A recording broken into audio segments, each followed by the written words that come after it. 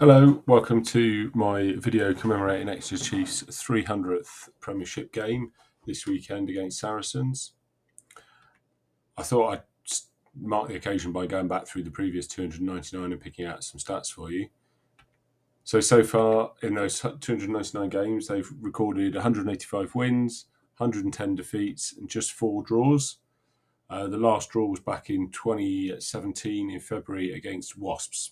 So that memorable 35-all draw, Johnny Hill got red carded. They've scored nearly 7,700 points and conceded nearly 6,000 points in those 299 games. So unless they get an absolute shellacking off Saracens at the weekend, it's likely they'll still have positive points difference for that 300th Premiership games. The first 100 games, I think this just shows the progress Chiefs made, really. The first 100 games yielded 50 wins and 1 draw. So points difference of about 120 plus 120. Second 100 games, 73 wins, 3 draws, just 24 defeats in 100 games, which is just absolutely remarkable. And a points difference of plus 1,000 for those 100 games. So average 10-point win, effectively.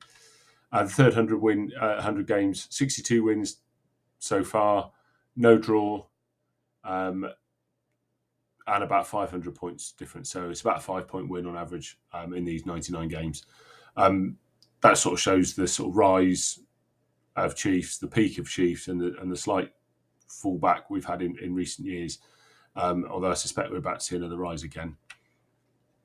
Let's look at some of the previous landmark games. This is a 300th, so we've had a few landmarks already. Start with the first one. That memorable day back in September 2010, Exeter Chiefs 22 against Gloucester, 10 win against Gloucester. The 50th game was a win against Harlequins in October 2012. 100th game was probably the angriest I've ever been after a Chiefs game, to be honest. Ben Morgan scored a late try in January 2015 to give Gloucester a win at Sandy Park. 200th game was the stuffing Chiefs gave Tigers on their own patch back in 2019. And the 250th game was a memorable 73-3 win against Newcastle back in May 21. It was just before the playoffs that year. I think Stuart Hogg scored an absolute blinding try.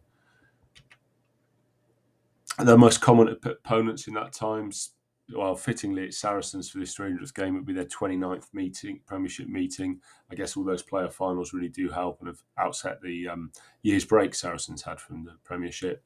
Then there's five teams on 27 matches apiece, and they're the other sides that Chiefs have played in the playoffs. Wasps would have been top had they not ceased to exist last season. Finally, let's talk about the premiership scores. Those of you who regularly follow my work, well, so-called work, will know that I'm obsessed with the scores that the Chiefs get in Premiership games and European games and domestic cup games. But let's look through this. We can see the most common score that Exeter Chiefs get in Premiership games is 19. There's a lot of defeats in that, though.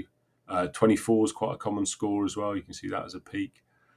And actually, every single possible score under 50 has been achieved, with 2 exceptions, 0 and 49.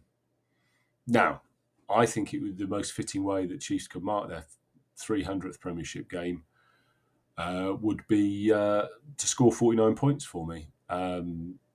Let's hope it's this week. It's probably unlikely. That'll probably keep me waiting until the 490th or the 499th or the 349th or the 1049th, now my luck. Thanks very much for watching. It's the first time I've tried to do something a bit longer. So if you like it, please share it. Tell me you liked it.